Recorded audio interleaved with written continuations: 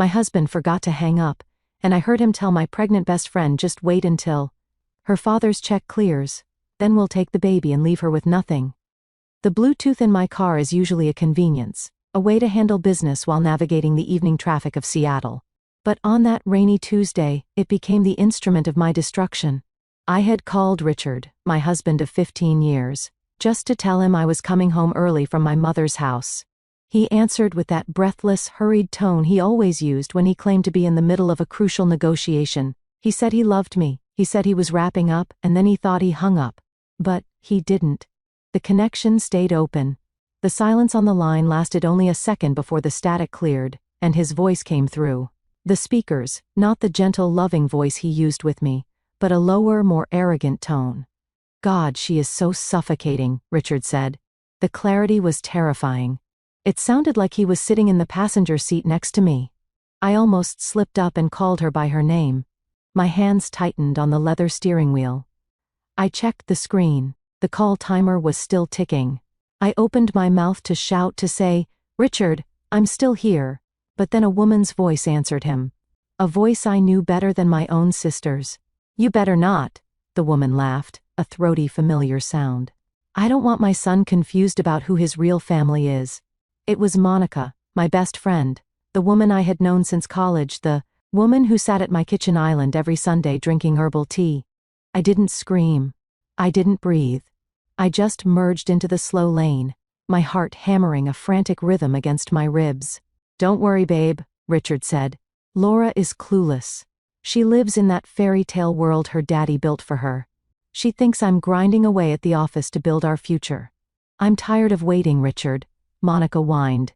"Look at me. I'm 6 months pregnant. I can't keep hiding inside those hideous, oversized sweaters Laura buys me. It's humiliating pretending this baby is some accident from a guy who ran off." "Just wait." Richard's voice turned cold, calculating. "Just wait until her father's check clears. You know the trust fund distribution is next month. 5 million, Monica. That's our ticket. Once that money hits our joint account, I transfer it to the offshore shell, serve her the divorce papers, and we are gone. We'll take the baby and leave her with nothing but her empty house and her dried-up womb." I felt the blood drain from my face. The world outside my windshield blurred. Dried-up womb. The cruelest insult he could possibly throw. He knew how many rounds of IVF we had tried. He knew how many nights I had cried in his arms after another miscarriage. He knew I blamed myself. "She's too old to give me a son anyway," Richard continued, twisting the knife. "She's barren, Monica. You're giving me the legacy she never could." Then came a sound that nearly caused me to drive off the bridge. A rhythmic swooshing sound. Whoosh whoosh, whoosh whoosh. "Listen to that," Monica cooed. "That's your son's heartbeat. Strong. Unlike hers." They were at the OBGYN appointment. The appointment Monica had told me she was going to alone because she was so scared and lonely. She had even asked me for money for the copay yesterday. I was shaking so violently the car swerved slightly, earning a honk from a passing truck. I pulled over onto the wet shoulder of the highway, my hazard lights blinking in the gloom. I sat there paralyzed, listening to my husband and my best friend kiss. I heard the wet, smacking sound of their lips, the murmur of affection I hadn't received in years. "I love you," Richard whispered to her. "We just have to play the game a little longer. Use her money to pay for the birth. Let her buy the crib, let her set up the nursery. And then, we vanish." I stared at the dashboard. The call timer hit 4 minutes and 12 seconds. Then, finally, the line went dead. I sat in the silence of my car, the rain drumming against the roof like a funeral march. My entire life, my marriage, my friendship, my future, had just been dismantled in 4 minutes. They weren't just cheating. They were planning to steal my family's inheritance. They were mocking my infertility. They were going to let me build a nursery for a baby they planned to steal away. I looked at my phone. A text popped up from Richard. "Sorry, honey. Meeting ran late. Picking up dinner. Love you." And right below it, a text from Monica. "Hey, Auntie Laura. Baby is kicking so much today. Can't wait to see you tomorrow." I let out a scream that tore up my throat, a primal sound of pure agony. But as the scream faded, something else settled in my chest. It wasn't just sadness. It was a cold, hard block of ice. They thought I was the clueless, barren wife. They thought I was just a walking checkbook. I wiped my face. I checked my reflection in the rearview mirror. My eyes were red, but they were sharp. Okay, I whispered to the empty car. You want to play a game? Let's play. Before we continue with how I turned their world upside down, I want to say thank you for listening. If you are watching from New York or Texas or anywhere in between, let me know in the comments. I read every single one. Now, let me tell you about the ghosts that haunted me on that drive home. I didn't start the engine immediately. I couldn't. My body was still trembling, a physical rejection of the trauma I had just absorbed. I leaned my head back against the headrest and closed my eyes. And instantly, the memories came flooding back, not as warm nostalgia but as sharp, jagged shards of glass. I thought about the day I met Richard. It was 7 years ago. He was charming, handsome in a rugged way, but he was broken, literally and financially. He had just declared bankruptcy after a failed tech startup. I was the one who paid off his credit card debt so he could qualify for a car loan. I was the one who introduced him to my father, Arthur, a man who built his empire on steel and logistics. My father had been skeptical. He has shifting eyes, Laura, Dad had warned. He looks at your purse, not your face. But I was 35 then, hearing the ticking of my biological clock like a time bomb. I wanted love. I wanted a family. So I defended Richard. I told my parents he had vision. I paid for our wedding. I bought the house we lived in. I put him on the deed because I wanted us to be equals. Equals. I laughed bitterly in the dark car. We were never equals. I was the host. He was the parasite. And then, there was Monica. The betrayal from her cut deeper than the one from Richard. You expect men to be stupid sometimes, but your best friend? Monica was 10 years younger than me. I met her when she was an intern at the charity foundation I managed. She had come to me crying one day because her mother needed surgery and she couldn't afford it. I wrote the check. A personal check. $15,000. I never asked for it back. When she lost her apartment, I let her stay in my guest house for 6 months rent-free. When she cried about being single and lonely, I held her hand. And when she told me she was pregnant 3 months ago, sobbing that the father was a one-night stand who blocked her number, I was the one who wiped her tears. I remembered taking her shopping just last week. We were at a high-end baby boutique. She had picked out a crib, a ridiculously expensive hand-carved oak crib.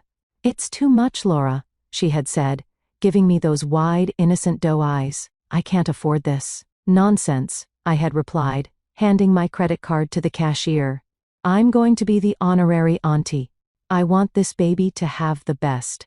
I remembered Richard standing there with us, looking at the crib. I had thought his soft expression was affection for me and my generosity. Now I knew. He was looking at the crib for his son. They were shopping for their family on my dime, right in front of my face. They must have laughed about it in bed later. Look at how stupid she is, they probably said. She's buying furniture for the baby that will replace her. The realization made by a rise in my throat. Every kindness I had shown them was now a weapon they used against me. My infertility, my greatest sorrow, was their punchline. I looked at my phone again. I needed to delete the call log. I couldn't let Richard know I had called. If he saw a 4-minute call that he missed, he would know I heard everything. He would cover his tracks. He would hide the money better. He might even become dangerous. I took a deep breath, forcing air into my lungs that felt too tight. I had to go home. I had to walk into that house, look my husband in the eye, and not claw his face off. I had to be the Laura they thought I was, sweet, oblivious, naive Laura. But the Laura sitting in the car on the side of the I-5 was dead. The woman who turned the key in the ignition was someone else entirely. She was the daughter of Arthur Reynolds, a man who chewed up competitors for breakfast. I put the car in drive. The rain was letting up, leaving the city lights reflecting on the wet asphalt like spilled oil. I was going home to a crime scene. But this time I wasn't going to be the victim. I was going to be the detective, the judge, and the executioner. Pulling into the driveway of our colonial-style home usually brought me a sense of peace. The manicured hedges, the warm yellow light spilling from the porch, it was the sanctuary I had built. Tonight, it looked like a stage set for a horror movie. I checked my face in the vanity mirror one last time. I applied a fresh coat of lipstick to hide the fact that I had chewed my lip until it bled. I practiced my smile. It felt stiff, like a mask made of clay that hadn't quite dried, but it would have to do. I unlocked the front door and the smell hit me instantly. Garlic, rosemary, and searing steak. Richard was cooking. This was part of his routine. Whenever he felt guilty, or whenever he was about to ask for a large sum of money, he played the role of the Michelin star chef. "Honey? Is that you?" His voice drifted from the kitchen, warm and inviting. It was the voice I used to fall asleep to. Now, it sounded like the hiss of a snake. "I'm home," I called out, aiming for cheerful but landing somewhere near exhausted. That was okay. I could play the tired wife card.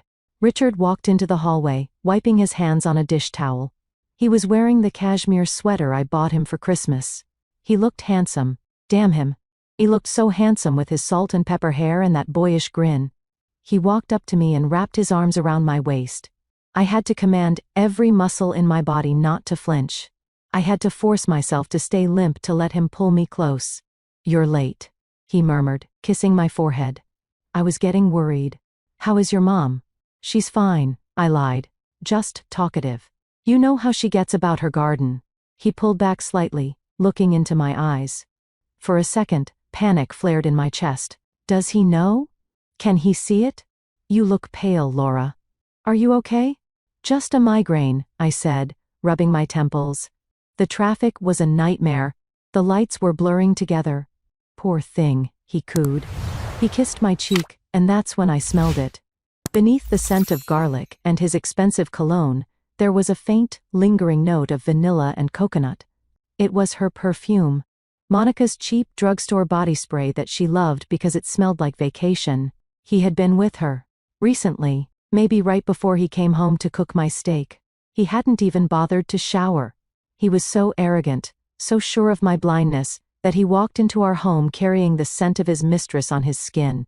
I pulled away gently. "I think I need to lie down for a bit. The smell of the food, it's a little strong for my head right now." "Of course," he said, the picture of concern. "Go rest. I'll keep your dinner warm. Do you want some aspirin?" "No, just sleep," I said. I walked up the stairs, feeling his eyes on my back. My legs felt like lead. I entered our bedroom, the room where we had tried to conceive a child for 5 years, and locked the door. I walked straight to the bathroom and dry heaved over the sink. Nothing came up, just bitter bile. I turned on the faucet to mask any noise. I splashed cold water on my face, watching the droplets run down like tears I refused to shed. I needed to know more.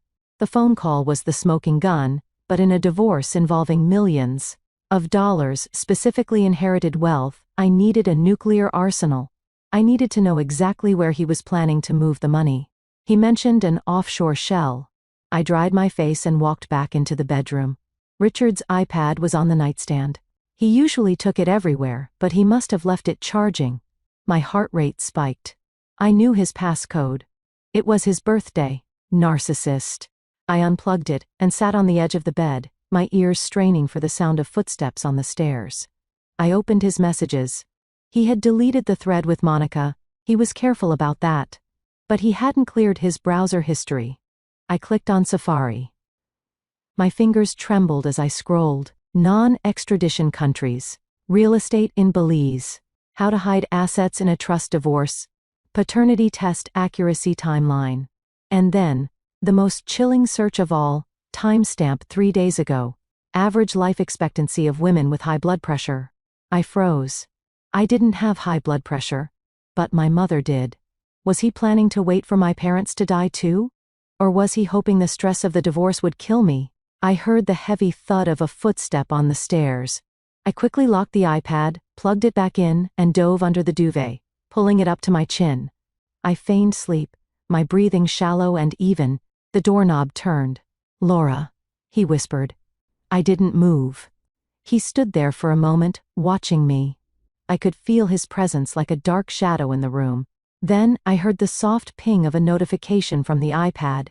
He walked over, picked it up, and I heard the tapping of his fingers. "Sleep tight, cash cow," he whispered, so low I almost didn't hear it. He closed the door. I opened my eyes in the darkness. He thought I was sleeping. He thought I was the cash cow, but he forgot that cows have horns, and when they are cornered, they stampede. The next morning, the doorbell rang at 10 a.m. sharp. It was Monica. I had barely slept. My eyes felt gritty, but I had applied extra concealer and put on a crisp white blouse. Armor. I needed armor. Richard had left for work early, which probably meant he was looking at real estate listings or meeting with a shady accountant. So it was just me and the woman carrying my husband's child. I opened the door, and there she was. She looked glowing, I had to admit. Pregnancy suited her. She was wearing one of the oversized cashmere sweaters I had bought her 2 weeks ago. It cost $400. She had spilled coffee on it already. "Laura," she squealed, leaning in for a hug. I held my breath as her body pressed against mine. I could feel the hard bump of her stomach against my waist. It took every ounce of willpower not to shove her backward down the porch steps. "Hi, Monica," I said, my voice tight. "Come on in." We sat in the sunroom. I poured her a cup of decaf herbal tea, the expensive blend she liked.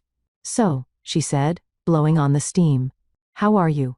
Richard texted me that you had a migraine last night." "You poor thing, you really need to take better care of yourself. At your age, stress can be dangerous. At your age, the first dig of the morning." "I'm fine," I said, taking a sip of my black coffee. "Just a lot on my mind." Richard and I were talking about the future.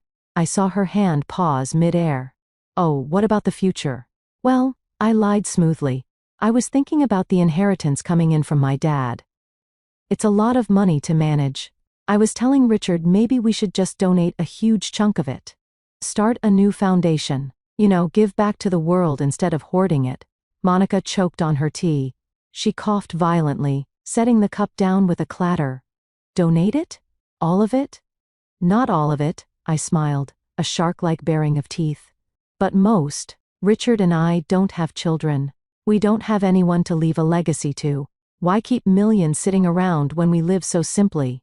Panic flitted across her eyes. She rubbed her belly unconsciously, a protective gesture. "But, Laura, surely you want to keep some for security? Or, what if you guys try for a baby again? Surrogacy is expensive." "No," I sighed, looking out the window at the garden. "Richard thinks I'm too old, and honestly, maybe he's right. Maybe some bloodlines just aren't meant to continue. Besides, karma has a way of working things out. If you do good, you get good. If you lie and cheat, well, you end up with nothing." I turned my gaze back to her. I locked eyes with her. For a second, the air in the room went still. I saw a flicker of genuine fear in her pupils. Did she know I knew? Then she forced a laugh, high and brittle. "Wow, that's heavy for a Wednesday morning. You're so noble, Laura. But, Richard, does he agree? He works so hard. He deserves to enjoy that money." "Richard agrees with whatever I say," I said coldly. "He knows who holds the purse strings." Monica shifted uncomfortably in her seat.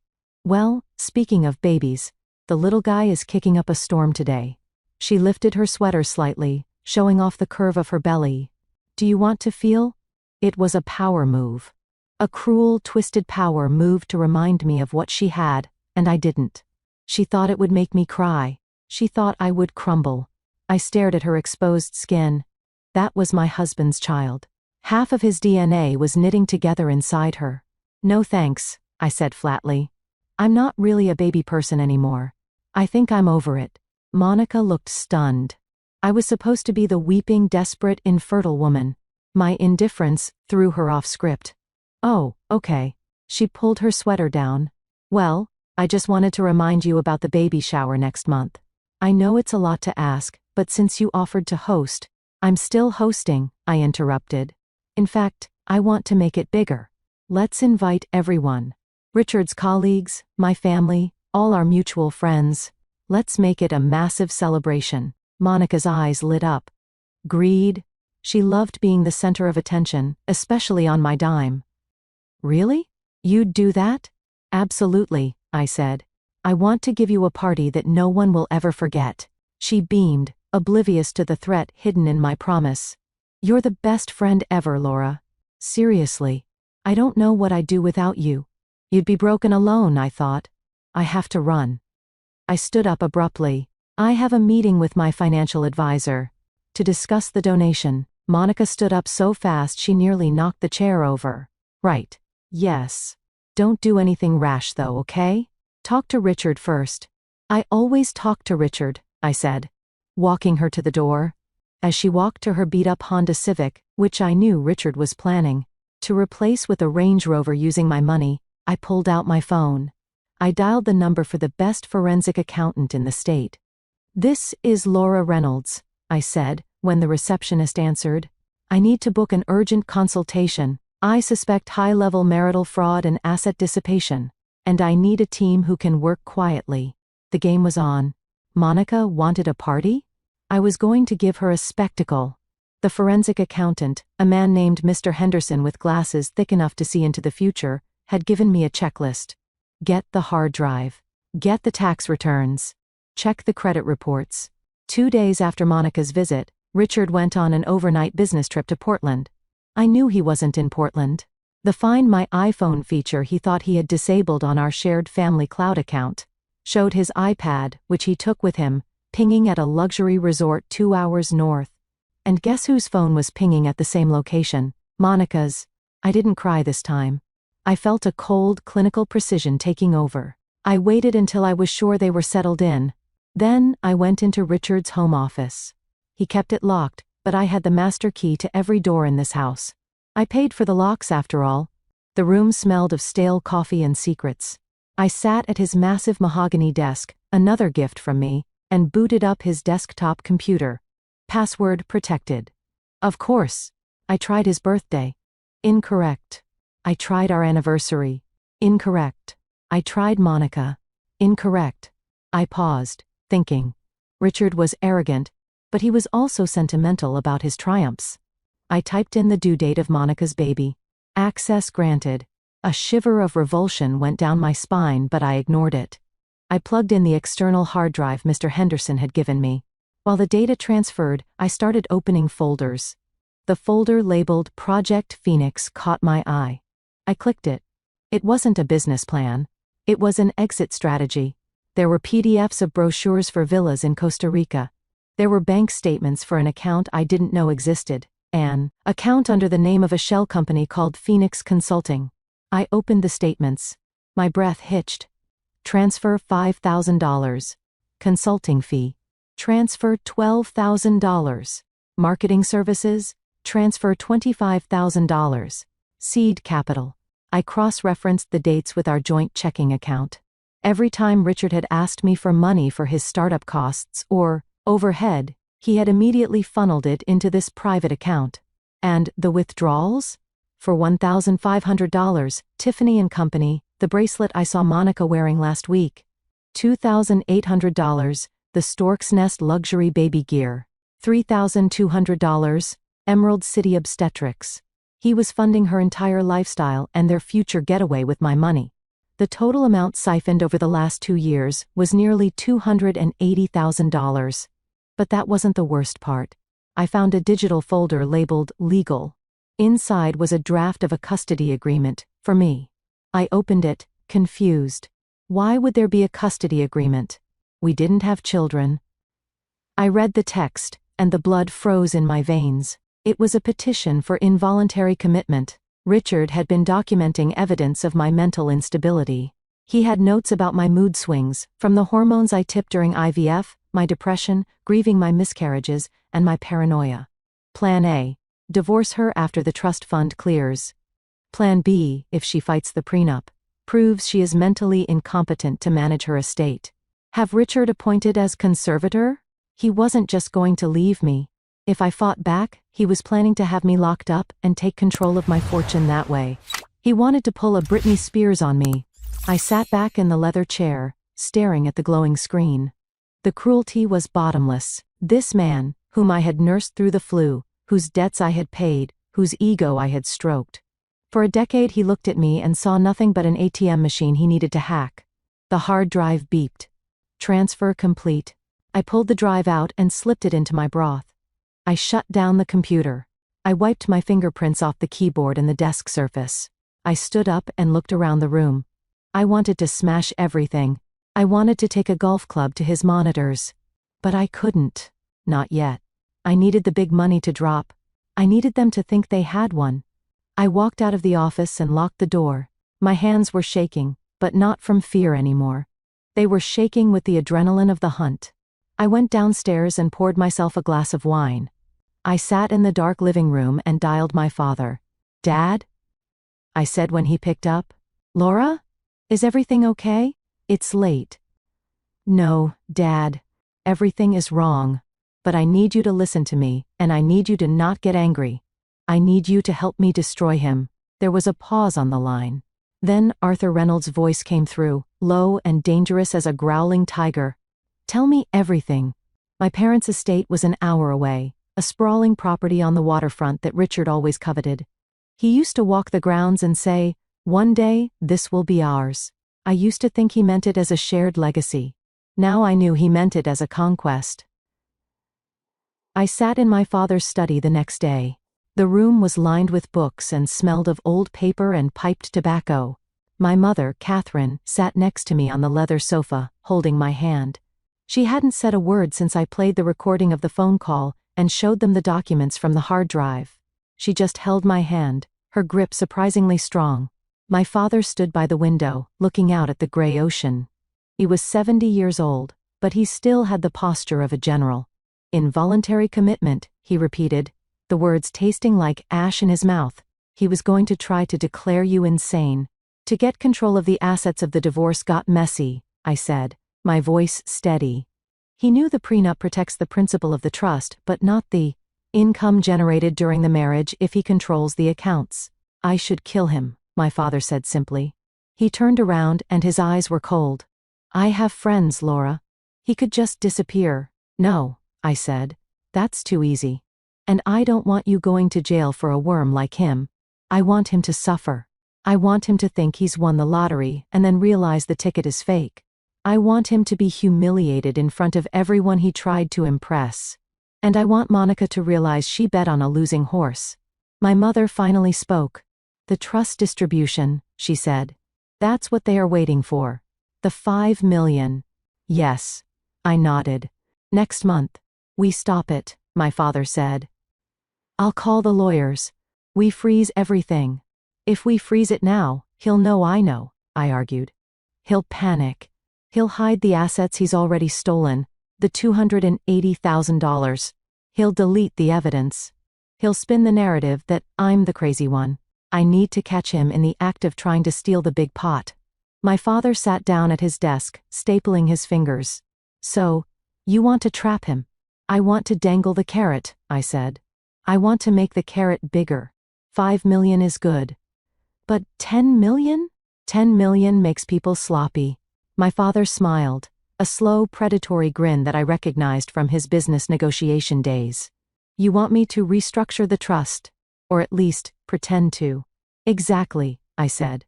"Tell him you're so impressed with how he's handled whatever fake business he talks to you about, that you want to move the assets early. But to avoid taxes, we need to move it into a joint investment vehicle, something he has to sign for." "A liability trap," my father mused. "We set up a shell company. We make it look like an investment fund. We transfer assets into it, but, actually, we transfer debt. Or we make him sign a personal guarantee for a loan to buy into the fund. Make him sign a personal guarantee for a $10 million credit line," I suggested. "Tell him it's to leverage the investment. He'll sign anything if he thinks he gets access to the cash.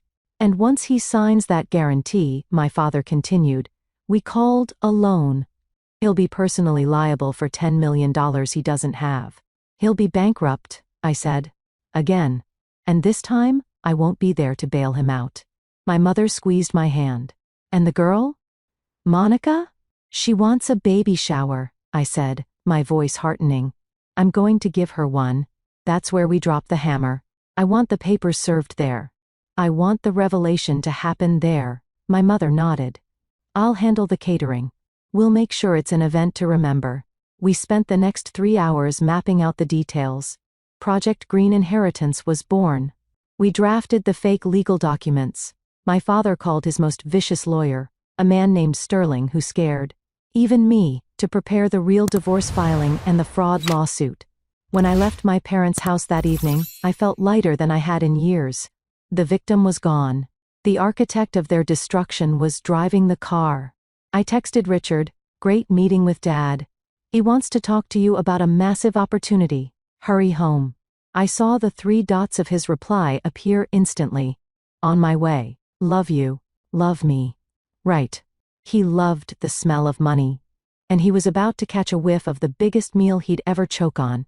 That evening, I set the stage. I opened a bottle of vintage Cabernet.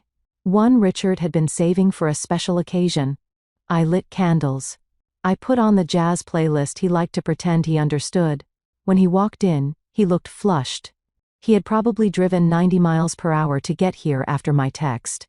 "Laura," he called out, dropping his keys. "What's all this?"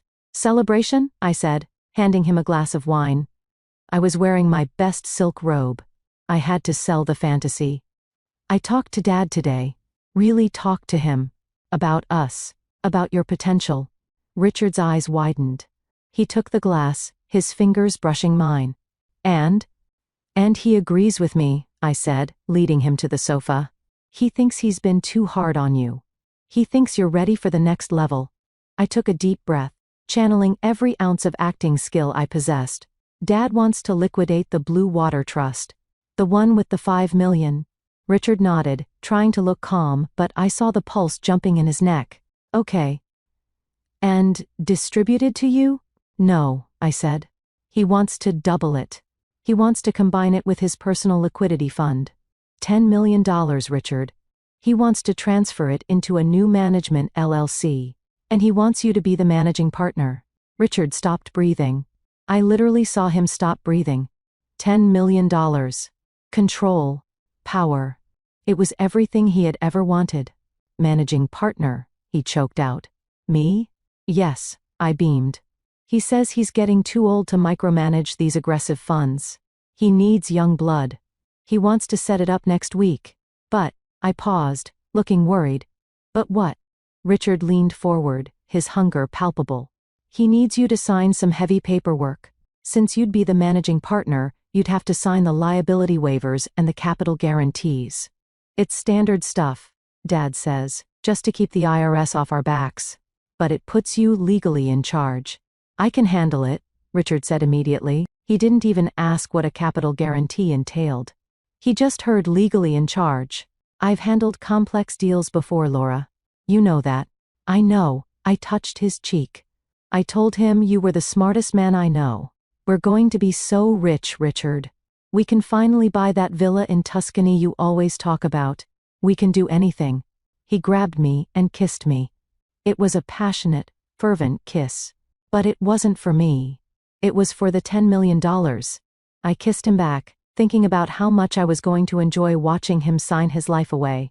"I need to make a call," he said, pulling away abruptly. "Just checking on a client. To clear my schedule for next week." "Go ahead, darling," I smiled. He practically ran into the hallway. I stayed on the sofa and quietly picked up the baby monitor receiver I had hidden under a stack of magazines. I had placed the transmitter in the hallway planter earlier that day. I put the receiver to my ear. "Monica, listen to me." Richard's voice was a frantic whisper. "We have to wait." "No, shut up and listen. It's 10 million. 10. Double the payout." Pause. Monica must have been screaming on the other end. I know you want to leave now," Richard hissed. "But can you imagine the difference between 5 and 10? We can live like royalty. We never have to work again. Just hold on. 2 more weeks. The paperwork gets signed next week. Once the funds hit the LLC, I wire it out and we are ghosts." Pause. "I love you too. Look. Buy yourself something nice. Buy that car you wanted. Put it on the emergency card. It doesn't matter anymore. We're going to be richer than God." He hung up. I set the receiver down. My hands were steady. He was going to wire the funds out. He thought he was going to empty the account. He didn't know that the account he would be given access to would be a restricted escrow account, and the wire transfer he attempted would trigger the immediate enforcement of the personal guarantee. He was going to attempt grand larceny, and in doing so, He would trigger a debt that would bury him. He walked back into the living room, a smile plastered on his face. All sorted, he said. My schedule is clear. I'm all yours. To us, I said, raising my glass. To us, he replied, clinking his glass against mine. To me, I thought. And to the hell I'm about to rain down on you. The week leading up to the signing was a masterclass in psychological torture. Richard was on his best behavior, playing the doting husband so intensely it was nauseating. But Monica? Monica was cracking. I invited them both to dinner at a high-end seafood restaurant downtown. I told them it was a pre-celebration for the big business deal. I wanted to see them in the same room. I wanted to see the tension. Monica arrived wearing a tight dress that accentuated her bump. She looked tired. Her ankles were swollen. Richard, meanwhile, was glowing, wearing a new suit he had undoubtedly bought with my money. You look exhausted, Mon, I said as we sat down. Doesn't she, Richard? Richard barely glanced at her. He was too busy looking at the wine list. She looks fine. So, Laura, did your dad mention the notary date? Tuesday, I said. But let's not talk business yet. Let's talk about the baby. Monica, you must be so excited. Monica glared at Richard. I am. But it's hard doing it alone. You know? Without a partner to help with the heavy lifting. It was a direct shot at Richard. Well, you have us, I said, patting her hand. Richard has been so helpful, haven't you, honey? He's been looking at nursery themes with me. Richard froze. He hadn't been looking at nursery themes with me. I was lying. But he couldn't deny it without looking like a bad husband in front of the money source, and he couldn't agree without pissing off Monica. I just glanced at a few, Richard stammered. He wants a jumble theme, I told Monica. Which is funny, because I remember you saying you wanted a jumble theme for your baby. Isn't that a coincidence? Monica's fork clattered onto her plate. She turned to Richard, her eyes blazing. You're looking at nursery themes for her guest room? It's just talk, Richard said quickly, sweating. Laura, let's order. The lobster looks amazing. I want the lobster, Monica said petulantly. And the caviar. Get whatever you want, I said. It's on me. Throughout the dinner, I kept the spotlight on Richard's success and how much I relied on him. I talked about how we were planning a second honeymoon to the Maldives next month. The Maldives? Monica interrupted. I thought you couldn't fly. Because of your blood pressure? I looked at her, confused. My blood pressure is perfect. Why would you think that? Monica looked at Richard. Richard looked at his plate. He had obviously told her the lie about my health to keep her hopeful that I might die soon. Oh, Monica mumbled. I must have misunderstood.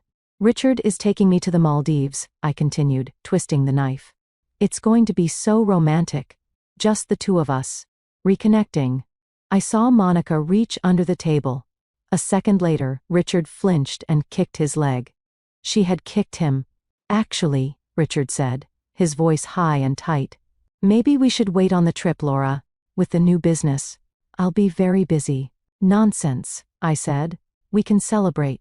Unless, is there a reason you can't go? No, Richard said, miserable. No reason. Monica suddenly stood up. I need to go to the bathroom. She stormed off. You should go check on her, Richard, I said innocently. She seems hormonal. You're so good with people. I should stay here with you, he said. He was terrified to leave me alone, terrified I'd suspect something. He was prioritizing the money over his pregnant mistress. I watched him make that choice. He chose the 10 million over his unborn child and the woman he claimed to love. Don't be silly, I said. Go. I'll order dessert. He hesitated, then got up and walked toward the restrooms. I waited 5 seconds, then followed them. I didn't go into the bathroom. I stood in the corridor, near the alcove where the payphones used to be. I heard hushed, angry whispering coming from the hallway near the emergency exit. You are humiliating me, Monica hissed. Talking about honeymoons? Jungle themes? You're playing house with her while I'm carrying your kid. Keep your voice down. Richard snapped. Do you want to blow this? It's 10 million, Monica. For 10 million, I will dance a jig in a tutu if she asks me to. Just shut up and eat your lobster. In 2 weeks, she's history. I hate her. Monica sobbed. I hate her so much. She sits there so smug, throwing her money around. She's a fool, Richard said. She's a pathetic, lonely fool. And we are going to bleed her dry. Now wipe your face and get back out there. We are almost at the finish line. I stepped back into the shadows as they composed themselves. We are almost at the finish line, he said. He was right, but he didn't realize that the finish line was actually the edge of a cliff. And I was the one who had greased the edge. I went back to the table and sat down. When they returned, I was smiling. I ordered the chocolate lava cake, I said. It's going to be explosive. The dinner with Richard and Monica had confirmed their greed, but in the eyes of the law, greed isn't a crime. Adultery, however, in our state, and under the ironclad terms of our prenuptial agreement, was a breach of contract that could strip Richard of any claim to spousal support. But I needed more than just a recording of a phone call, which a good lawyer could argue was obtained illegally or taken out of context. I needed biological proof. I needed to tie Richard to that baby with a knot so tight even Houdini couldn't slip out of it. I needed his DNA, and I needed hers. Richard was easy. I pulled hairs from his hairbrush every morning just out of habit to keep the sink clean. But Monica? Monica was the challenge. 2 days after the dinner, I texted Monica. Hey! I found some incredible vintage maternity clothes in the attic that my mom saved. Chanel, Dior. They would look amazing on you. Want me to drop them by? The trap was baited with vanity. Monica couldn't resist high-end labels. She texted back immediately. OMG, yes. I'm at the apartment. Come over. The apartment. The bachelorette pad she claimed she was renting with her savings. In reality, it was a $3,500 a month condo in Bellevue that Richard paid for using funds siphoned from my retirement account. I drove over with a garment bag full of clothes I had bought at a thrift store and dry cleaned to look expensive. When she opened the door, the smell of the place hit me. It smelled like him. His cologne was in the air. His shoes were by the door. It was a second home, a shadow life they were living right under my nose. Laura. She hugged me, her eyes immediately darting to the garment bag. You are a lifesaver. Nothing fits me anymore. Happy to help, I smiled, stepping inside. Can I use your restroom? That coffee went right through me. Sure, down the hall, she said, already unzipping the bag to get to the Chanel. I walked into the bathroom. It was masterfully cluttered with her beauty products. And there, in a ceramic cut by the sink, were 2 toothbrushes, one pink, one blue. I pulled a Ziploc bag from my purse. I grabbed the blue toothbrush, Richard's. I knew the brand. He had sensitive gums. I bagged it. Then I grabbed a hairbrush full of blonde strands from the counter. Monica's? I bagged that too. But I needed something directly linking the pregnancy to Richard. A toothbrush proves he sleeps here, not that he's the father. I opened the cabinet, under the sink. Nothing but towels. I checked the small trash can in the corner. It was mostly tissues and makeup wipes. I dug a little deeper, ignoring the revulsion rising in my throat. And there it was. A crumpled piece of thermal paper. I smoothed it out. It was a receipt from the OBGYN clinic from 3 days ago. Emerald City Obstetrics. Patient, Monica Stevens. Guarantor/responsible party, Richard Vance. Service, 24-week ultrasound. He had signed for it. He had literally put his name on the financial responsibility form for the ultrasound. He was so arrogant, so sure I would never see this, that he didn't even use cash. I took a photo of the receipt and then slipped the original into my pocket. Everything okay in there? Monica called out. Just washing my hands. I chirped. I flushed the toilet for effect and walked out. Monica was holding up a silk blouse against her chest in the hallway mirror. This is gorgeous, she said. Is it real vintage? It is, I lied. It looks perfect on you. Wear it to the party. I will, she beamed. By the way, Richard said the business deal is happening Tuesday. He seems stressed but excited. He is, I said, walking to the door. He's about to become a very powerful man, Monica. We should all be ready for changes. I'm ready, she said, rubbing her belly. I was born ready. I drove straight to the private lab my lawyer, Sterling, had recommended. I handed over the Ziploc bags and the receipt. I need a rush on this, I told the technician. I need a paternity profile and a comparative analysis. I need to know that the DNA on this Bluetooth brush matches the DNA of the father, and I needed to match the husband. We can have a preliminary match in 48 hours, the technician said. But for court admissible. I don't need it for court yet, I interrupted. I need it for a video presentation. He looked at me, confused, but took the credit card. Driving home, I felt a strange sense of calm. The pieces were locking into place. I had the financial trap set with my father. I had the social trap set with the party. And now, I had the biological trap. Richard came home that night whistling. He kissed me on the cheek. Big day tomorrow with your dad, he said. I've been reviewing the prospectus. You're going to do great, I said, stroking his lapel. Just make sure you sign everything. Dad hates hesitation. I won't hesitate, Richard promised. He had no idea. He was about to sign his own death warrant, and he was whistling while he did it. Tuesday morning arrived with a gray, ominous sky, the kind of Seattle weather that usually made Richard complain about his joints. But today, he was electric. He spent an hour in front of the mirror, adjusting his tie, checking his teeth. He looked like a man preparing to accept an Oscar. Do I look like a managing partner? He asked, turning to me. You look like a $10 million man, I said. It wasn't a lie. That was exactly the amount of debt he was about to incur.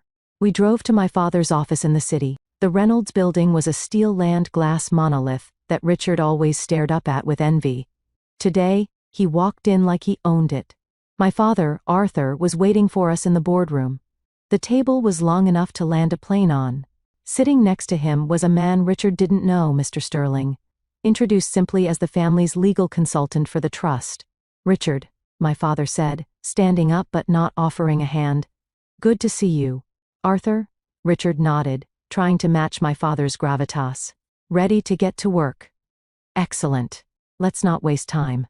My father slid a stack of documents across the polished mahogany. They were thick, bound in blue covers, looking every bit the official transfer of wealth Richard had dreamed of. As Laura explained, my father began, his voice smooth as aged whiskey. We are consolidating the Blue Water assets into a new entity, Vance Reynolds Capital. To avoid the gift tax and the inheritance delays, we are structuring this as a leveraged buy-in. Richard nodded sagely, but I could tell by the glaze in his eyes he didn't understand half of what Arthur was saying.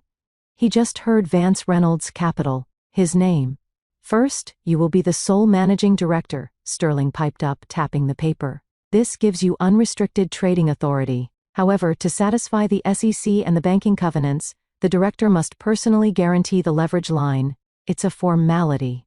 The assets cover the loan 10 times over. Of course, Richard said, reaching for the silver pen. Standard procedure.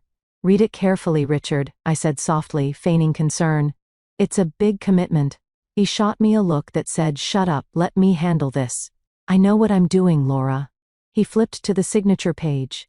He didn't read the clause on page 42 that defined the assets as non-liquid and subject to a 5-year lockup. He didn't read the clause on page 50 that stated the leverage line was callable immediately upon any evidence of marital infidelity or misappropriation of funds. And he certainly didn't read the fine print that made the personal guarantee absolute, piercing. The corporate veil, meaning they could come after his car, his clothes, and any future earnings. He signed his name with a flourish. Richard Vance. Done, he said, capping the pen. My father watched him, his face unreadable. Welcome to the deep end of the pool, Richard. When do the funds hit? Richard asked, his hands trembling slightly. The account is active as of now, Sterling said, checking his watch. You have trading power. Richard let out a breath he must have been holding for years. He looked at me, and for a second, I saw the mask slip. It wasn't love in his eyes. It was triumph. He thought he had just stolen my family's legacy. We should celebrate, Richard said. Dinner? Champagne? I have a better idea, I said. Let's save the big celebration for the baby shower on Saturday. It will be a double celebration. New life, new business. Right, Richard said, distracted. He was already mentally spending the money. The baby shower, sure. He stood up, shook my father's hand vigorously, and practically danced out of the room. When the door clicked shut, the silence in the room was heavy. My father looked at the document. He didn't even ask about the interest rate. He's a fool, Dad, I said, staring at the door. A greedy, desperate fool. He's legally hooked, Sterling confirmed, putting the papers in his briefcase. As soon as you file for divorce and we prove the adultery, the bad boy clause in this contract triggers. We call the loan. He owes the holding company $10 million immediately. He'll be bankrupt by lunchtime. And the funds he thinks he has access to? I asked. Restricted escrow, Sterling smiled, a shark-like expression. He can see the money on a screen, but he can't move a cent out without a counter signature, which he won't get. I walked over to the window and looked down at the street. I saw Richard walking out of the building. He stopped on the sidewalk, pulled out his phone, and made a call. Even from 20 stories up, I knew who he was calling. Monica? He was telling her they were rich. Enjoy it, Richard, I whispered against the glass. You have exactly 4 days to feel like a king. The audacity of Monica Stevens knew no bounds. When she asked for the baby shower, I thought she meant a small gathering. But once she thought Richard had secured the $10 million, her demands spiraled into insanity. She didn't just want a party, she wanted a coronation. I want gold, she told me over coffee, showing me her Pinterest board. Gold balloons, gold tablecloths, gold dust on the cupcakes. I wanted to look like royalty. Gold it is, I said, writing it down in my notebook. Gold. Like the money you think you're stealing. And the cake, she continued. I want a 3-tier cake. And for the reveal, I don't want just a balloon pop. That's so basic. I want a video. A montage of my journey, ending with the color reveal on a big screen. I looked up at her. She was practically handing me the weapon to kill her with. A video on a big screen, I repeated slowly. That is a brilliant idea, Monica. I can put that together for you.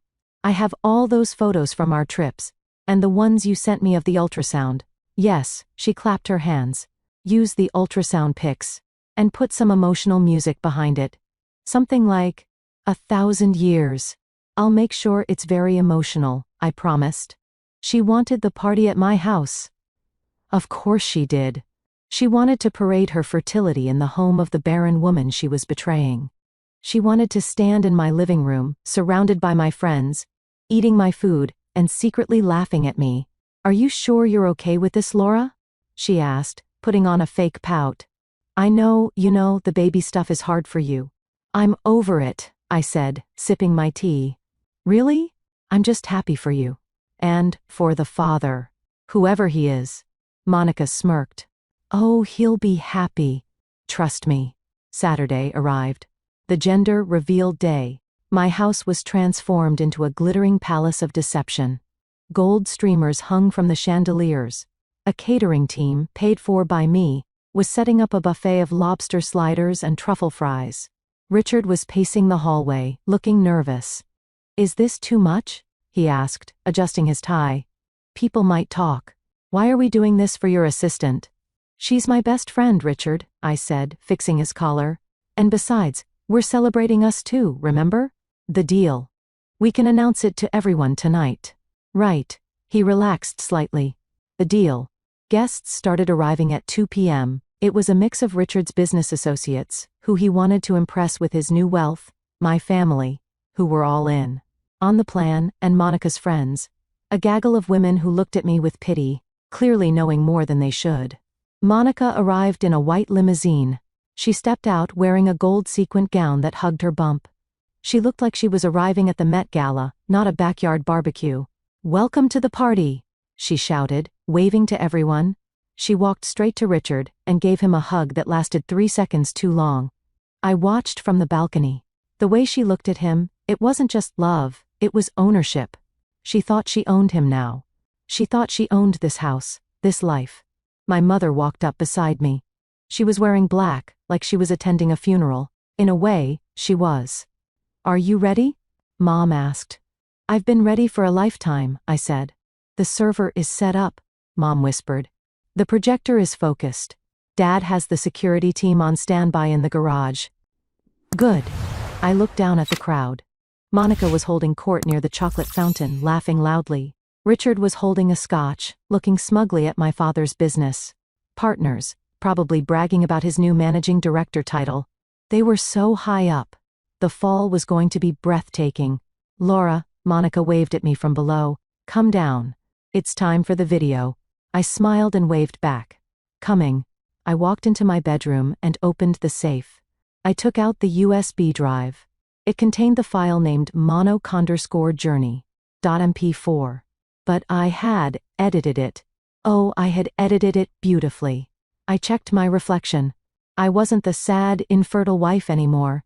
I was the karma they didn't believe in. I walked down the grand staircase, the USB drive warm in my hand. The crowd parted for me. I felt like a gladiator entering the arena. "All right, everyone," I announced, grabbing the microphone. "Gather round. Monica has been dreaming of this moment for months. She wants to show you all the truth about this miracle baby." Monica beamed, clutching Richard's arm. Richard looked uncomfortable, but forced a smile.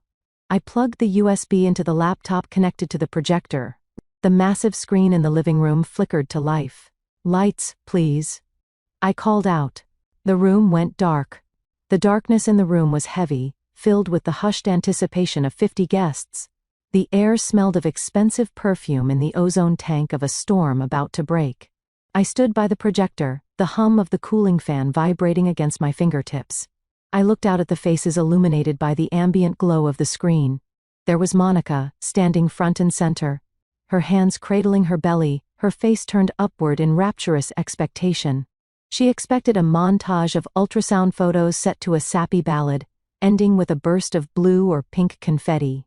She expected validation. She expected to be the star. There was Richard, standing slightly behind her, shifting his weight from foot to foot. He was swirling the ice in his glass, his eyes darting around the room. He was trying to look casual, trying to maintain the distance of a supportive boss, while secretly sharing the intimacy of a father.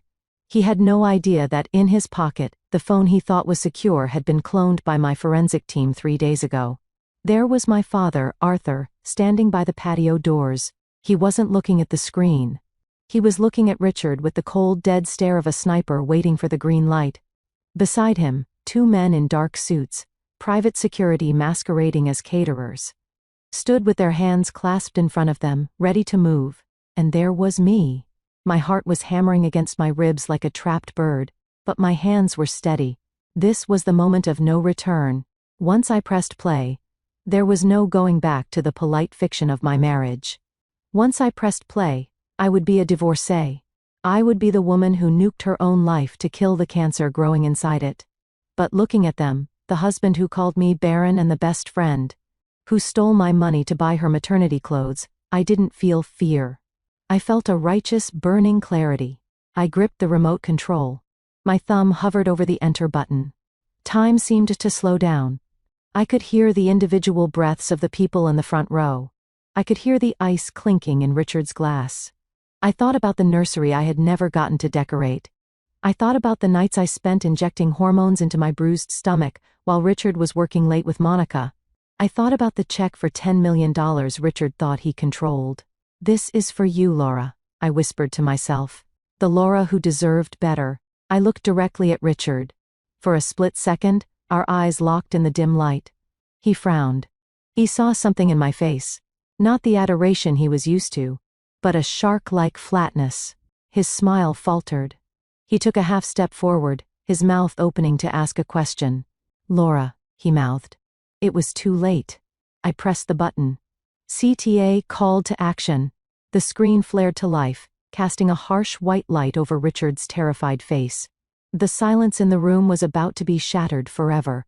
I stood there, the remote in my hand like a detonator, watching the fuse burn down to nothing.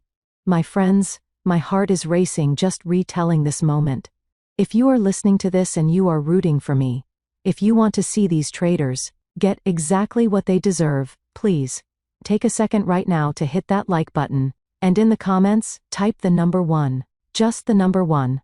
Let me know you are standing with me in this living room, holding the line. Your support fuels me. Type 1 now, and let's watch their world burn together. The video didn't start with music. It started with static.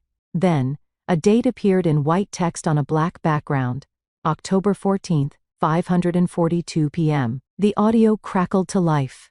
It was the recording from my car. The sound was crystal clear, amplified by the expensive surround sound system Richard had insisted we install. God, she is so suffocating. I almost slipped up and called her by your name. Richard's voice boomed through the living room. In the crowd, heads turned. People looked confused. They thought it was a joke or a skit. But Richard? Richard froze. His glass slipped from his fingers and shattered on the marble floor, the sound sharp as a gunshot. You better not. I don't want my son confused about who his real family is. That was Monica's voice. On the screen, the static cut to a video clip. It was grainy, taken from a long-distance lens but undeniable. It showed Richard and Monica at park bench.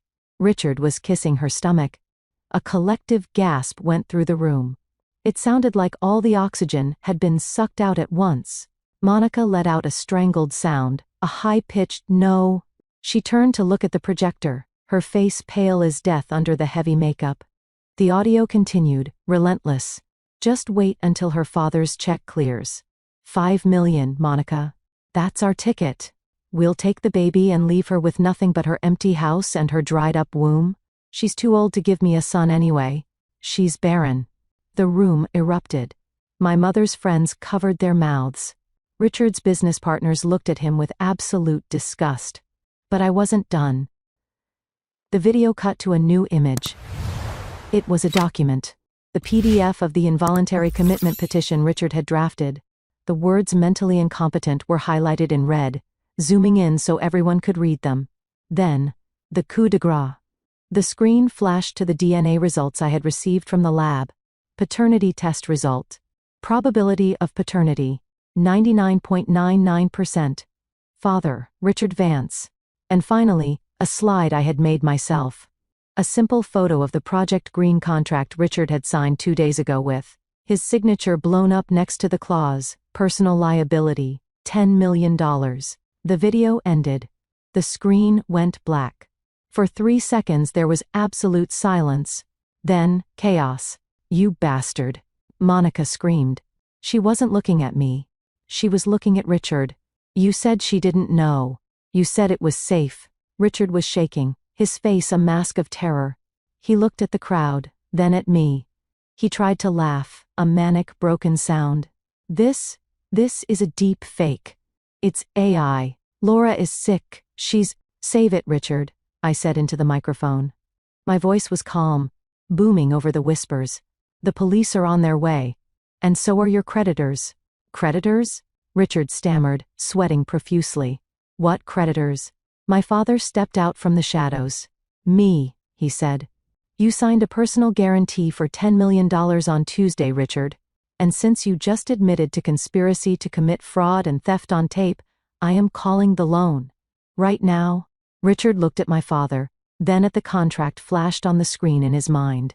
The color drained from his face completely. He realized the trap. No, he whispered.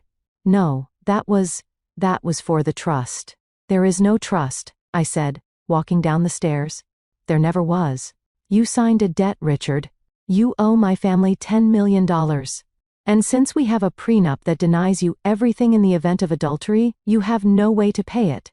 Monica grabbed Richard's arm, her nails digging into his suit. What does she mean? Where is the money? We need the money for the baby. Richard shoved her away. Hard. She stumbled back, almost falling into the dessert table. Get off me. Richard roared, losing all control. You stupid cow. You couldn't keep your mouth shut. You ruined everything. The crowd gasped again. This was the man who played the gentleman. Now he was a cornered rat, attacking the pregnant woman he claimed to love. Get out, I commanded, pointing to the door. Both of you. Get out of my house. Laura, please. Richard turned to me, his eyes wild, switching tactics instantly. He fell to his knees, actually dropped to his knees in the middle of the gold confetti. Laura, baby, listen. She trapped me. She seduced me. It was a mistake. I love you. I was just saying those things to keep her quiet until I could get rid of her. It was pathetic. It was revolting. You just tried to claim I was insane to steal my money, Richard. I looked down at him with pure contempt. You aren't a victim. You're a parasite. I nodded to the security guards. Take the trash out, I said. The security guards, two hulking men who looked like they chewed glass for breakfast, moved in. One grabbed Richard by the arm, hauling him up from his knees like a rag doll. The other moved toward Monica. Don't touch me, Monica shrieked, batting the guard's hand away. I'm pregnant. You can't touch me. Then walk, the guard said, his voice flat. The walk of shame was excruciatingly long. Richard tried to struggle, shouting about his rights, about his lawyer. Call your lawyer, my father shouted after him, his voice booming. He's already seen mine on Monday. As they were dragged toward the front door, the guests parted like the Red Sea. No one looked at them with sympathy. Even Monica's friends were filming in on their phones, live streaming the downfall of the woman who had bribed about her rich baby daddy for months. At the door, Richard grabbed the doorframe, desperate. He looked back at me, tears streaming down his face. Laura, think about what you're doing. We have 15 years. You can't just throw me away. You threw us away the moment you decided my womb wasn't good enough, I said. Goodbye, Richard. The guards shoved them out into the rain and slammed the heavy oak door. The sound echoed through the house, a finality that felt like a guillotine dropping. Silence returned to the room. The party was ruined, obviously. The gold balloons looked tacky now. The cake was uncut. I stood at the bottom of the stairs, trembling. Not from fear, but from the massive adrenaline dump leaving my body. My mother walked up to me and wrapped me in a hug. It's over, she whispered. You did it. I'm sorry, I said to the guests, my voice shaking slightly. There won't be a cake cutting. Please, take the food home. And, thank you for coming to the show. Then, something amazing happened. Mrs. Abernathy, the head of the charity board and the biggest gossip in town, started clapping. Slow, steady applause. Then my cousin joined in. Then Richard's former business partner. Soon, the whole room was applauding. They weren't clapping for the drama. They were clapping for me. They were clapping for the woman who refused to be a victim. I let out a sob, a laugh mixed with tears. Outside, the drama wasn't over. Through the window, we could see flashing lights. My father had called the police not to arrest them for the fraud, that would come later, but for trespassing and causing a disturbance, just to add to the humiliation. I watched through the sheer curtains. Richard was arguing with a police officer, gesturing wildly at the house. Monica was sitting on the curb in the rain, her gold dress soaked, crying into her hands. The Range Rover she thought she was getting was nowhere to be seen. Her beat-up Honda was still parked down the street. They were turning on each other. I could see Richard screaming at her, pointing a finger in her face. The love he spoke of on the phone had evaporated the second the money disappeared. That night, I slept in the guest room. I couldn't bear to sleep in the bed Richard had lied in. But for the first time in months, I slept without nightmares. The monster wasn't under the bed anymore. He was out in the cold, where he belonged. The next morning, the real work began. Sterling arrived at 8 a.m. with a briefcase full of subpoenas. We had the video, Sterling said, laying out the files on the kitchen table. We have the signed guarantee. We have the DNA. We have the forensic accounting of the $280,000 he stole. What's the first step? I asked, pouring coffee. We freeze his personal accounts, Sterling said. Then we file the divorce petition citing adultery. Then your father files the lawsuit for the debt. We hit him from 3 sides at once. He won't be able to breathe. Good, I said. Suffocate him. I looked at the empty spot on the counter where Richard's espresso machine used to be. I had thrown it in the trash bin earlier that morning. And Monica? I asked. She's a co-conspirator, Sterling said. We can sue her for the return of the stolen funds, the jewelry, the medical bills, the rent. We can garnish her wages for the next 20 years. Do it, I said. I want every penny back. Not because I need the money, but because she needs to learn that nothing in life is free. The divorce proceedings were less of a battle and more of an execution.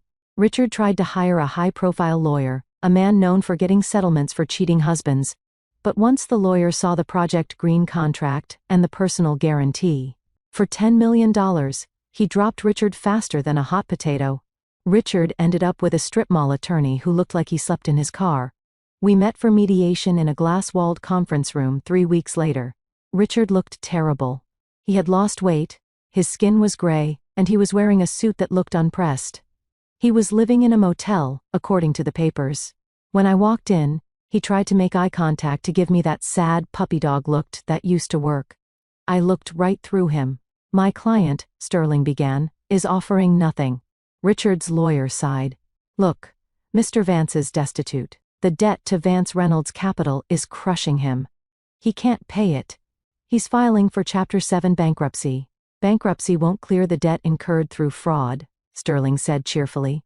We have evidence he signed that guarantee under false pretenses of managing a fund he intended to embezzle from. That's non-dischargeable. Richard slammed his hand on the table. I didn't embezzle anything. I never got the money. Because we stopped you, my father said from the corner of the room. Attempted grand larceny is still a crime, Richard. Richard slumped back in his chair. What do you want? He whispered. We want you to sign the divorce papers uncontested, Sterling said. You walk away with your personal effects, clothes and shoes, no claim on the house, no claim on the retirement funds, no spousal support. And you agreed to a repayment plan for the $280,000 you stole during the marriage. I can't pay that, Richard cried. I have a baby coming. Not my problem, I said. It was the first time I had spoken. He looked at me with hatred. You're heartless, Laura. You know that? You're a cold, heartless bitch. I learned from the best, I replied calmly. He signed. He had no choice. If he fought us, we would press criminal charges for the fraud and the wiretapping. He had recorded me without consent, as we found on his laptop. He left the meeting with a suitcase of clothes and a debt that would follow him for the rest of his life. The bankruptcy court took his car. They took his watch collection. They even took the golf clubs I had given him for his 40th birthday. As for the house, I hired a crew to strip it. I replaced the mattress. I repainted the walls. I burned the sheets. I wanted every trace of his DNA scrubbed for my sanctuary. One afternoon, I was overseeing the painters when my phone rang. It was an unknown number. Laura? It was Monica. Her voice sounded small, broken. What do you want, Monica? First, I need help, she sobbed. Richard left. He said he can't afford the baby. He said it's my fault he's broke. I'm doing 3 weeks, Laura. I have nowhere to go. My parents won't take me back. That sounds terrible, I said. Please, she begged. I know I messed up. But this is an innocent baby. Can you help me? Just alone? Or maybe I could stay in the guest house again. The audacity was breathtaking. She actually thought she could play on my sympathy one last time. Monica, I said, my voice hard as steel. You didn't just mess up. You plotted to destroy me. You mocked my inability to have children while carrying a child you planned to raise on my money. You aren't a friend. You're a predator who got caught. But the baby. There are plenty of adoption agencies and women's shelters, I said. I suggest you call one. Do not call me again. If you do, I'll file a restraining order. I hung up and blocked the number. I stood there in my empty hallway, listening to the silence. It wasn't lonely. It was peaceful. Karma, as it turns out, is a patient artist. She paints with slow, deliberate strokes. I didn't seek out news of Monica, but in a small social circle, gossip travels faster than light. 3 weeks after her desperate phone call, I heard through a mutual acquaintance that Monica had gone into labor. It wasn't the royal birth she had envisioned. There was no private suite, no gold balloons, no videographer capturing the magic moment. She delivered at the county hospital, alone. Richard didn't show up. He was reportedly dodging process servers for another debt and living out of his car. The baby was a boy. A healthy baby boy. The son Richard had so desperately wanted to secure his legacy. But a legacy requires assets, and Richard had none. The reality of single motherhood hit Monica like a freight train. She couldn't afford the luxury condo anymore. She was evicted a month after the birth. She had to move back to her hometown in rural Ohio, moving into her parents' basement, the very fate she had mocked me for avoiding. She tried to sue Richard for child support. It was a comedy of errors. You can't squeeze blood from a stone. The court ordered Richard to pay $200 a month, based on his minimum wage income. At a hardware store, the only job he could get with a fraud flag on his background check. $200 a month. That wouldn't even cover the diapers she used to buy with my credit card. As for her career? Dead. The industry we worked in was tight-knit. Everyone knew what she had done. I didn't even have to badmouth her. The video from the party had circulated quietly. No reputable charity or foundation would hire a woman known for embezzling from her benefactor. She was working as a waitress at a diner, I heard, serving coffee and eggs to truckers, with her Chanel clothes selling on eBay to pay for formula. Richard wasn't doing much better. The bankruptcy had cleared some of his debts, but the judgment for the stolen marital funds remained. My father's lawyers garnished his wages. Every paycheck he earned, we tipped 25%. He tried to contact me once, sending a letter to my lawyer. Laura, I'm changing. I'm going to church. I realize now that money isn't everything. I miss our talks. I burned the letter without reading past the first paragraph. He didn't miss our talks. He missed the lifestyle I provided. He was a man who had flown first class and drunk $500 wine now, scanning groceries and living in a studio apartment that smelled of mildew. One rainy Tuesday, a year after the discovery, I was stopped at a red light downtown. I looked out the window and saw a man walking in the rain without an umbrella. He was hunched over, wearing a cheap, ill-fitting jacket. It was Richard. He looked 10 years older. His hair was thinning. The arrogant strut was gone, replaced by the shuffle of the defeated. He was waiting for the bus. The Richard the first knew wouldn't be caught dead on a bus. The light turned green. I didn't honk. I didn't roll down the window to shout an insult. I just pressed the accelerator of my Mercedes and drove past him. He didn't see me. He was too busy looking at his shoes. That was the moment I knew I had truly won. Not because he was miserable, but because I felt absolutely nothing seeing him. No anger. No sadness. Just indifference. He was a stranger. A cautionary tale in a wet jacket. And Monica? I checked her Facebook profile once. A moment of weakness. It was a stream of complaints.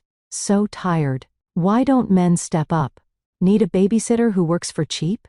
There were photos of the baby. He looked like Richard. Poor kid. I hoped he would grow up to be better than his parents, but the odds were stacked against him. I closed the laptop. Their story was over in my book. They were just footnotes now. Ugly, messy footnotes in the chapter before my real life began. They say the best revenge is living well, but I think the best revenge is rediscovering who you were before the vampires strained you. I sold the house. The colonial mansion with the gold streamers and the bad memories was too big for one person. I didn't want to walk past the guest room where Monica had slept or the kitchen where Richard had cooked his guilt steaks. I bought a modern glass-walled house overlooking the Sound. It was full of light, clean lines, no dark corners for secrets to hide. I started a new foundation, this one focused on financial literacy for women. I wanted to teach women how to protect their assets, how to spot financial abuse, how to ensure that no men could ever do to them what Richard tried to do to me. I called it the Phoenix Fund, a little inside joke for myself, reclaiming the name Richard had used for his shell company. My parents were my rock. My father, the tough-as nails businessman, softened in the aftermath. We spent weekends gardening together. He never said, "I told you so." He just said, "I'm proud of you." And the baby issue, the dried-up womb comment that had haunted me? I went to therapy, a lot of therapy. I unpacked the shame I had carried for not being able to conceive. I realized that my value wasn't located in my uterus. I had so much love to give, and there were so many ways to give it. I became a court-appointed special advocate, CASA, for children in the foster system. I used my resources to help kids who had been abandoned by parents like Richard and Monica. One afternoon, I was at a fundraiser for the new foundation. I was wearing a red dress, a color I never wore with Richard because he said it was too aggressive. I felt powerful. A man approached me. He was older, distinguished, with kind eyes. "Laura Reynolds?" he asked. "I'm David. I've heard a lot about your work with the foster program." We talked. Not about money, or business deals, or status. We talked about books. We talked about the ocean. He didn't scan the room looking for someone more important to talk to. He looked at me. He didn't know about my money. He didn't know about the scandal. He just saw a woman in a red dress who spoke with passion. "Would you like to get coffee sometime?" he asked. My instinct, the instinct Richard had instilled in me, was to say no. To protect myself. To assume everyone wanted something. But then I remembered the woman who drove past Richard at the bus stop. That woman wasn't afraid anymore. I'd love to, I said. We took it slow. There were no grand gestures, no love bombing. Just quiet dinners and long walks. He had his own life, his own career as a pediatrician. He didn't need my money. He insisted on splitting the bill. One night, 6 months later, we were sitting on my deck, watching the sunset. You seem happy, David said. I am, I realized. I really am. I thought about the timeline. 2 years ago, I was sitting in a car on the side of the highway, listening to my life implode. I thought it was the end of the world. But it wasn't the end. It was a forest fire. It burned everything down, the dead wood, the weeds, the rot. And in the ashes, something new had grown. Something stronger. I wasn't a barren wife or a cash cow. I was Laura. And Laura was doing just fine. It has been 2 years since the gender reveal party from hell. People still talk about it in our town. It's become a bit of a local legend. The night the Reynolds heiress dropped the mic on her cheating husband. I don't mind the whispers anymore. In fact, I wear them like a badge of honor. I received a notification from the court last week. Richard's probation for the wiretapping charge is over, but he's still paying off the debt. He will be paying it off until he's 90. I donate every single check I receive from his garnished wages to a charity that provides diapers to single mothers. I think the irony would kill him if he knew. Monica is still in Ohio. I heard she got married to a guy she met at the diner. I hope he treats her better than Richard did. And I hope she treats him better than she treated me. I don't wish her harm anymore. Her life is small, and for someone like Monica who craved grandeur, that is punishment enough. As for me, I'm sitting on the beach as I record this. David is down by the water, teaching a little boy how to skip stones. That little boy is Leo. He's 5 years old. I didn't give birth to him. I met him through my advocacy work. He had been bounced around 3 foster homes. His eyes were sad and wary, just like mine were after the divorce. I decided to foster him. And last month, the adoption was finalized. Richard was right about one thing. I couldn't give him a son. But he was wrong about everything else. I didn't need to give birth to be a mother. I needed to open my heart. Leo looks up at David and laughs, a pure, unburdened sound. My heart swells so big I think it might burst. This is the family I was fighting for. It didn't look the way I thought it would. It wasn't built on genetics or legacy or $10 million trust funds. It was built on showing up. It was built on trust. I pick up a stone and rub it with my thumb. It's smooth, worn down by the ocean. Just like me. I want to tell you, if you are listening to this and you feel trapped, if you are sitting in your car suspecting the worst, or if you are lying in bed next to a stranger who used to be your husband, I want you to know that the explosion isn't the end. The explosion is the exit door. Walk through it. Let it burn. Let the truth destroy the lie you've been living in. It will hurt. God, it will hurt. You will feel like you are dying. But you aren't dying. You are waking up. And on the other side, the air is clean. The light is real. And you are free. Thank you for listening to my story.